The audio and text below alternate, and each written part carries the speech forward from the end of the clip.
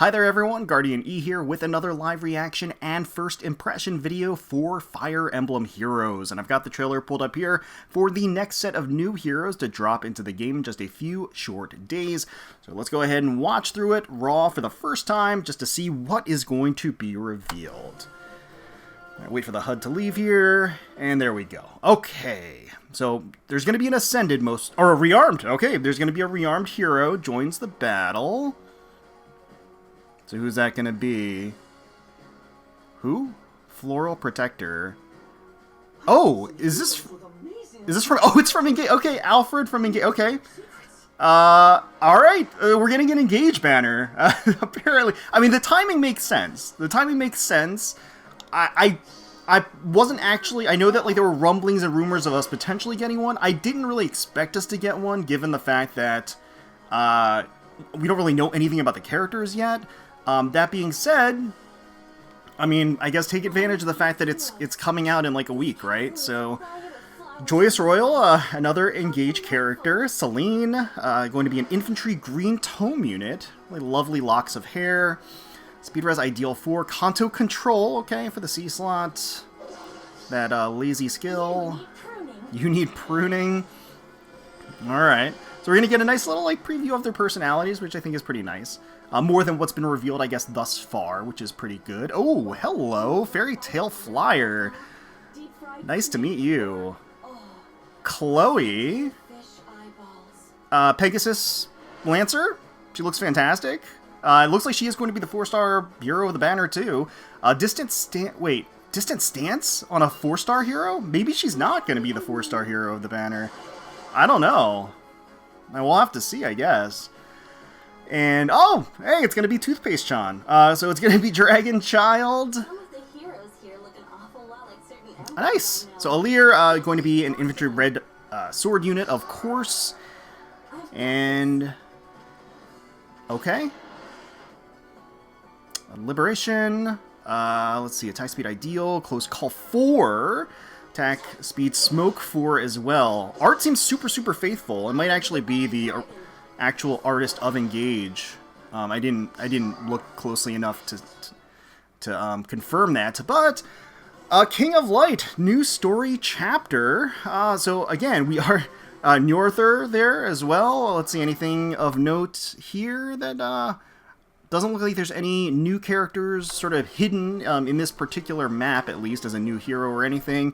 And it does not look like we are getting a 4-star focus unit of this particular banner. So I guess depending on your stance, it's a little unfortunate that Chloe, or that no 4-star focus unit is going to be available on this banner.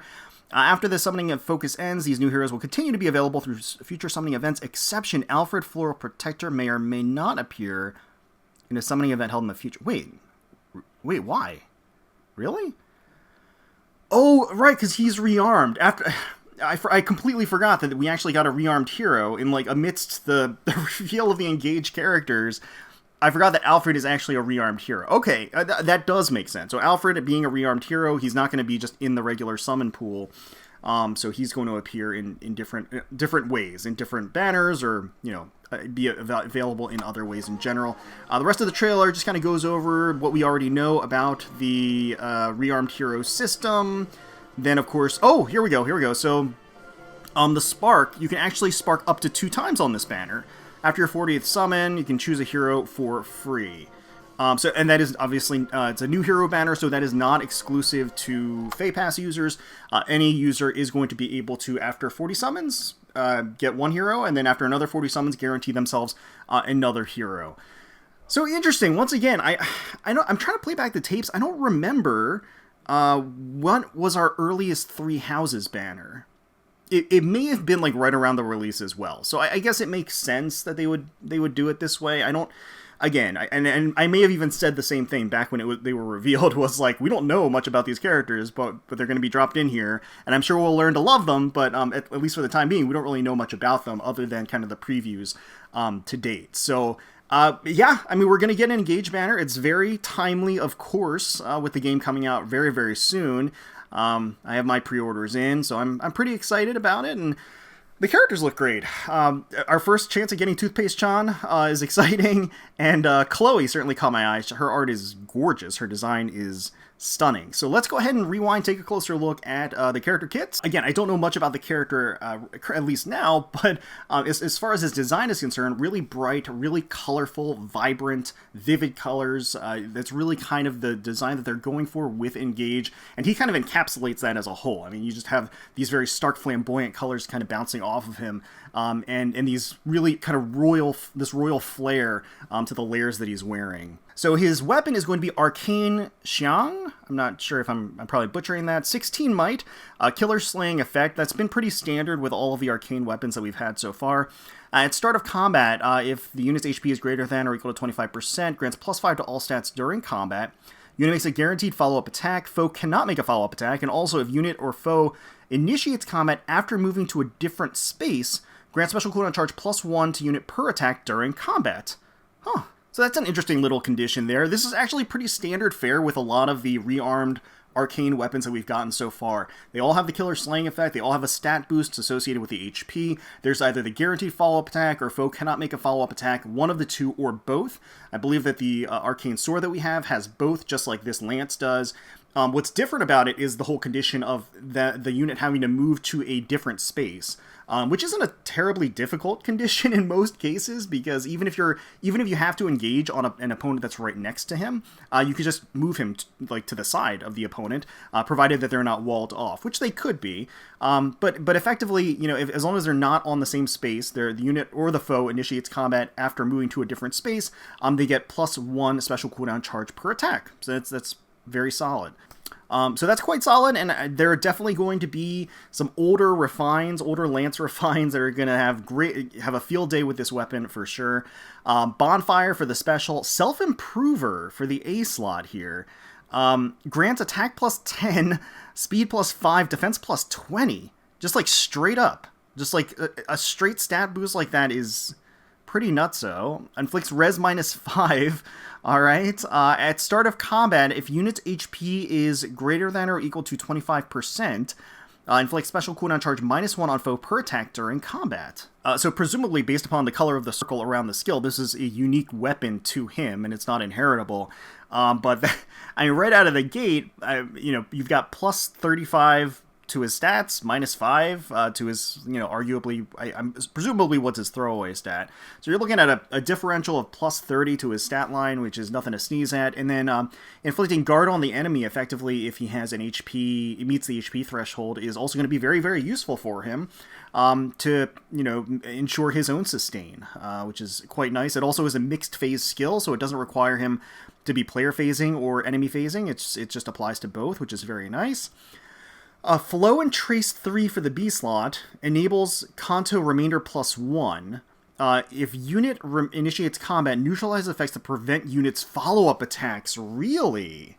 That's really good for units that don't already have that built into their weapon or another skill. Just having that safeguard of being able to follow up with impunity, as long as you meet the skill the speed stat test, that threshold, is really, really good especially for an offensively based unit especially where Kanto is going to be useful. So presumably it's going to be locked to melee cavalry and flyers. I'm hoping flyers as well, because I could definitely see some uses for that.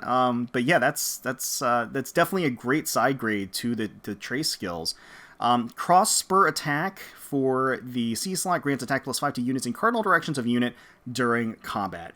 That's definitely a super solid universal in combat buff to attack for allies across the entire map. So overall, his kit is great. He introduces some great new skills. Nothing is mind-blowing here. Again, his weapon is very reminiscent of the other arcane weapons that we've seen, but that's not a bad thing at all. Has a lot of great things associated with it. Going to be very, very useful for inheritance purposes. Self-Improver it's a heck of a skill. It's really going to just buff his overall stat line in a really big way, and that guard effect is going to come in handy for sustainability. And Flow and Trace 3 is really, really good. definitely have my eye on that one. That's going to be useful going forward. So next up we have Celine, who is going to be an infantry green tome unit. Once again, I don't know a heck of a lot about the character thus far, and as none of us really do at this point, other than kind of just general backstory, and I forget what her backstory is at this point as I sit here. So, but she does have these nice springtime colors and theming with the verdant green, and then you've got the butterflies in her headdress there, these ribbons, it gives her obviously a very princessy flair, and then the tresses of her hair running down the sides, really, really nice. So Celine is going to have Joyous Tome. It's going to be her own unique tome, 14 might. Has a killer slaying effect. At start of turn, if unit is within 3 spaces of an ally, restore 7 HP to unit and allies within 3 spaces of unit. Okay? Restore 7 HP to allies within 3 spaces of unit after their combat, and reduces damage from attacks during combat and from AoE specials by percentage equal to number of allies with HP greater than or equal to 50% within 3 spaces of unit times 15, max 45%. If unit is within 3 spaces of an ally, grants +5 to all stats to unit during combat and deals damage equal to the number of allies with HP greater than or equal to 50% within 3 spaces of unit times 5, excluding AoE specials, max 15, and restores 7 HP after combat. Alright, that's an interesting little combination of effects that she has going on there. The killer slaying effect is always going to be solid. She's got a stat boost, and she has a condition about having within her range of 3 spaces around her, the number based upon the number of allies that she has with a certain HP threshold of 50% or more. And of course, in tandem with that, she has healing capabilities, so she's going to be able to heal before combat, so at the start of the turn, as well as after combat, for all of her allies, as well as herself, within that condition of within the 3 spaces of her. And then, of course, that's going to synergize with the fact that if her allies have above 50% HP and are within 3 spaces, she gets damage reduction as well as some true damage built into her weapon effect as well. So, again, it all kind of works in tandem with each other, which I think is really nice, and it's pretty unique. I actually like the fact that this is kind of a new archetype that's half support and gets stronger as long as she supports her allies more or less. Okay, so she is another source of Kanto control. Her kit as a whole doesn't feel quite as cohesive as Alfred's is, doesn't introduce quite as many interesting new skills or anything like that. The Ideal 4 skill is fine. It's a potent skill for sure, but not really like groundbreaking or anything kind of new. Her weapon effect is really cool, and I think that's really kind of the takeaway here, which interests me more than just meta-defining stuff or what people would consider to be meta-defining, which I think is a lot looser than a lot of other people think anyway. But I think in general terms, more unique utility is just more interesting, and more interesting is more fun. And so I think that she certainly brings that to the table, and she can be a pretty useful, support attack hybrid for a team. Next up is Chloe, who is going to be the Pegasus Knight of the banner, so she's going to be a Lance Flier. Art is really beautiful. She looks gorgeous here as a Pegasus Knight. She does have the mini skirt and sort of the feminine armor combination, which is obviously very attractive and appealing. But she does have more of a pencil skirt look rather than kind of the flouncy skirts that we see often with Pegasus Knights or pleated skirts with Pegasus Knights. It's a little bit more streamlined, more hip-hugging. Overall, that kind of flatters the body line. And really love her aqua hair. I love how the tresses kind of bounce behind her. And then overall, she has this mature air and appeal to her. So Chloe is going to have Dreaming Spear, her own unique weapon, 16 might, has a killer slaying effect, grants +5 to all stats, just flat up. So it's not in combat, it actually is just a stat boost of +5 to all stats. That's really good, and we don't really see that very often. Most often it's like a conditional in-combat buff to all stats like that. This is just like a flat +5 to everything, which is quite nice. If unit is on a team with 2 allies in a support partner pair, excluding unit makes a guaranteed follow-up attack, inflicts special cooldown charge -1 on foe per attack, deals damage equal to 20% of unit's res, and reduces damage from foes' attacks by 20% of unit's res during combat, excluding AoE specials. So that's really interesting and pretty unique. We have units that work around the support partner pair mechanic in the game. Oftentimes it's about being one of the support pair. It's interesting that she just needs to be on a team with 2 allies that have that partnership at all in order to have the majority of the effects of her weapon. It's actually really interesting. One of the nice things about this is the permanence of it, because if you have a team that's set up with her, that has a support partner pair in it, that means that basically all of the conditions for her weapon are met. Like, she doesn't really have to worry about HP conditions, worry about positioning. Like, she just gets flat up like all of these different effects on her weapon and stat boosts. Well, the stat boost is, you know, that's not a condition at all, but I think the fixed nature of the buffs is actually the interesting component to this. It's like, if you have a support partner on your team, on the team with Chloe, she gets all this stuff, and all this stuff is pretty good. Guaranteed follow-up attack, special cooldown charge so the guard effect on the enemy deals damage, so true damage based upon her res, which is 20% of her res as well. As a Pegasus Knight, she's probably going to have some pretty decent res, and then also some damage reduction as well based upon, let's see, foes attacked by units res. So based upon her own res once again. So it's going to be a lot of these are going to be centered around her own resistance stats. So she's probably going to want to be bolstering that as much as she can. Glimmer for the special, distant stance for the A slot, which is distant counter with +5 res to her when she is enemy phasing, which is very, very good. And then Pegasus Flight 4 for the B slot. Inflicts -4 to attack and defense on foe during combat. At start of combat, if unit speed is greater than or equal to foe speed -10, inflicts penalty on foe's attack and defense during combat equal to 80% of the difference between res stats, units res minus foe's res before combat. So before combat, okay, so not counting any in-combat buffs. That's important to distinguish. Maximum penalty of -8. And also, if at start of combat, unit speed plus res is greater than foe speed plus res, unit cannot make a follow-up attack. Okay, alright, we're seeing a tier 4 of the Pegasus Flight skill, which I think Pegasus Flight in and of itself has always been pretty interesting because it's been of specious utility. Some people think it's really great, some people think it's trash. I think I kind of land somewhere in the middle. The biggest issue or biggest obstacle for Pegasus Flight is that it's really only certain units with certain stat lines can really take advantage of it, which makes sense, and I think I'm totally okay with that. Now, this upgrade to Pegasus Flight broadens and actually makes it a lot more usable. So first up, it has the in-combat debuff. So by default, it actually has more utility just by having an in-combat debuff inflicted on the enemy. The actual stat differential that uses as a calculator is 80% rather than, I believe, 50% for Pegasus Flight 3. So it's easier to get the maximum value for the debuff. The maximum value of the debuff has been extended to -8 rather than -7 for Pegasus Flight 3. And then, of course, that final element to it, foe cannot make a follow-up attack, that wasn't in the Pegasus Flight 3 at all. So this is just overall just a much better upgrade to the skill. A lot more units are going to be able to take advantage of it.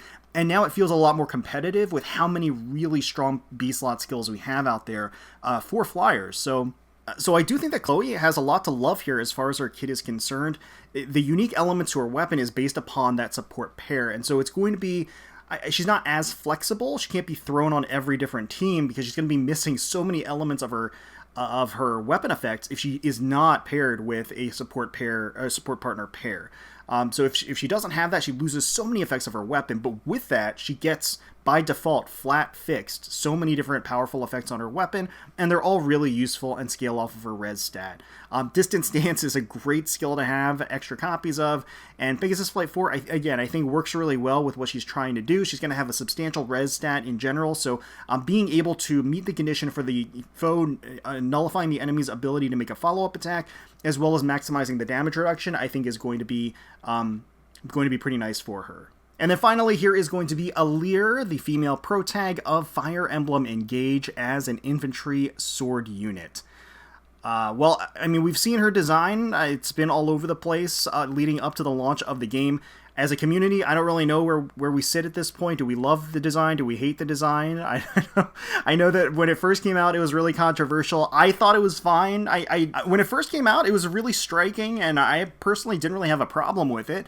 But I know that some people had some pretty choice words about it, and then of course it was memed to death, as things often are on the internet in a tired way. But irrespective of that, she does have a very striking design. I mean, that's undeniable, and that's why it kind of took off. And I know that we're going to learn to love the design. For people that don't like the design now, I think you're going to grow to love it as you play through the game. That's just kind of how these things go. But again, she has a very striking dual palette with her hairstyle. The very interesting eccentric lines to the armor, the sword itself. It's all very ostentatious and flamboyant, and all very fitting as well. It fits her. I think it looks nice on her, and at the same time, you're going to be able to pick her out of a lineup anyway. So Alear is going to have Liberation, her own unique sword, Killer Slaying effect, 16 might. At start of turn, if unit's HP is greater than or equal to 25%, grants charge to unit and support partners within 3 spaces of unit for 1 turn. At start of combat, if unit's HP is greater than or equal to 25%, grants +5 to all stats unit during combat, and inflicts speed defense -X on foe during combat, with X being the number of allies from distinct titles within 3 spaces of unit times 4 + 4, max 12. So it's max 12 and would be a min of 4, basically.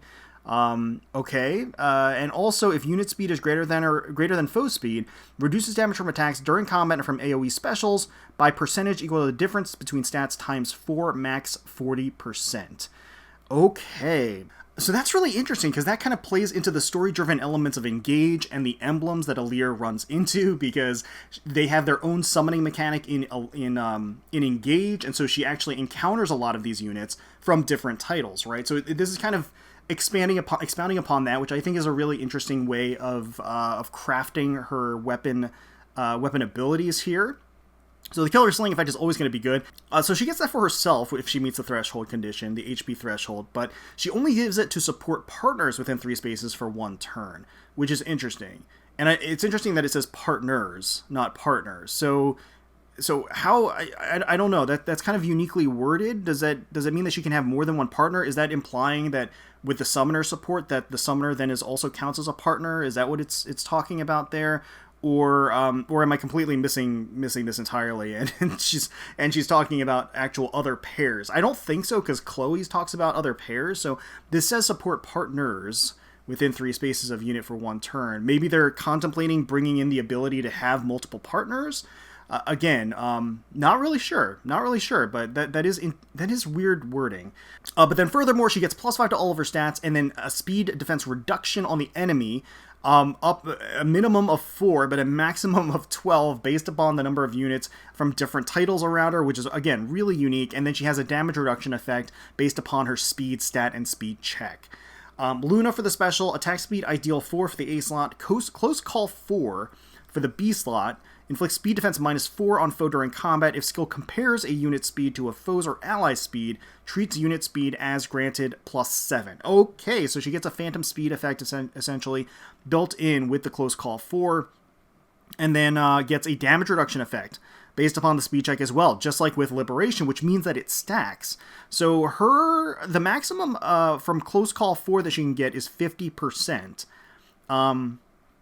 And if unit initiates combat, unit moves 1 space away from after combat. So yeah, she has a hit and run effect built into close call 4.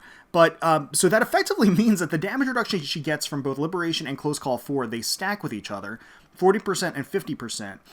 They stack multiplicatively, so she doesn't get 90, it's like 80% damage reduction effectively if she maxes out both of those conditions, which the conditions overlap. She's going to enjoy 80% damage reduction. Which is really, that's a lot of damage reduction. That's really a lot. And then Speed Smoke 4, which is going to put the nail in the coffin there. After combat, inflicts speed -7 on target and foes within 2 spaces of target through their next actions, and grants speed +6 and dodge to unit for 1 turn. So once again, she's getting even more activated damage reduction on herself. Dodge is what, like another 40%? I don't remember what the percentages are, but that's 40%. So that effectively, if she has all of these active and she meets the condition, she gets 90% damage reduction for everything. Now, of course, that does mean that any damage reduction nullification skills and specials out there just blow through these defenses flat out. But that being said, out of the gate, if she outspeeds her opponent by a significant margin, she's going to be super, super tanky. And that's going to be really annoying to deal with for any units that are not able to obviate the damage reduction. So starting on the 16th of January and extending for, probably an entire month. It doesn't say here, but usually they're an entire month. New heroes Engage, so our first Engage banner. I mean, it's got a lot of great stuff for it. There's a lot of high value. You've got a rearmed hero here. You've got the debut of these characters. Alear is, I think, going to be very, very potent, very, very strong. It sets herself apart as an infantry red sword unit in the amount of damage reduction that she stacks and scales with her speed stat overall. I do think that Alfred has a really great kit with a lot of useful skills to go for. Chloe, her art is amazing. And then in addition to that, she also has sort of a unique element to her weapon that I think is really appealing and really interesting. In addition to the Pegasus Flight 4, which I think is a notable upgrade to the skill tree as a whole. And then you got Celine on the green, who is also super unique with her like hybrid support and attack role, and what she gives as far as healing capability and actually being able to fortify her own abilities, her own skills based upon the HP threshold of her ally. There's just a lot of unique elements to this, which I think is particularly engaging. Just has a lot going for it in that realm. Now, we have a lot of things coming down the pipeline. I mean, there's going to be a Hero Rises. That banner is going to be around the corner. Anniversary is coming, and, you know, we're going to get a lot of orbs there as well. And this is the first of many, many Engage banners that we're going to be getting, I'm sure. And the first of many Alears I'm sure we're going to be getting. If with Three Houses and Byleth is any indication, we're going to be seeing a lot of these units and a lot of the leading lady and leading man when the game comes out proper. So I just bear that in mind. There's a lot of value here as far as the spark is concerned, because you can spark twice as well. And all of the units are pretty darn decent. You know, me, myself, I'm tempted to go in for Chloe.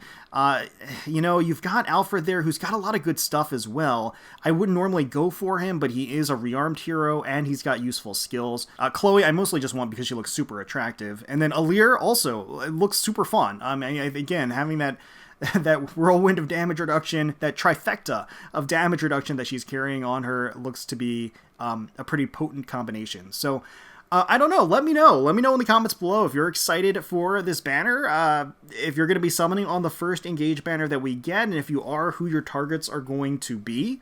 Hopefully you all enjoyed the video. If you did, please feel free to leave us a like, comment, and subscribe to the channel for more Fire Emblem Heroes content. We thank you all so much for watching, for taking time out of your day to spend with us. We really do appreciate it. And until next time, let's protect those skies.